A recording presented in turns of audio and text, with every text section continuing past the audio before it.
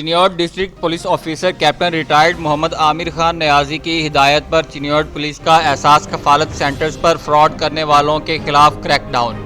احساس کفالت سینٹرز پر خواتین کے پیسوں سے کٹوتی کرنے والے 4 ملزمان گرفتار کر لیے گئے۔ ملزمان میں اجمل، اعجاز، مشتاق، شہریار شامل۔ ریٹیلر ملزمان خواتین سے 500 یا 1000 روپے کی کٹوتی کر رہے تھے۔ پرائیویٹ شخص اجمل خواتین سے شناختی کارڈ چیک کرنے کے 50 اور 100 روپے وصول کر رہا تھا۔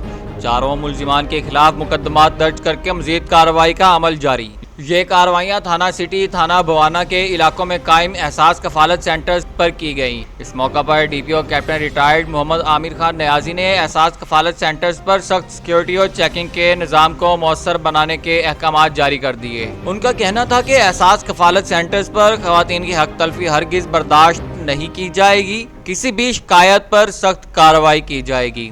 Report Faheem Baig Wagah, DNN news, Chenab Nagar, Chiniot.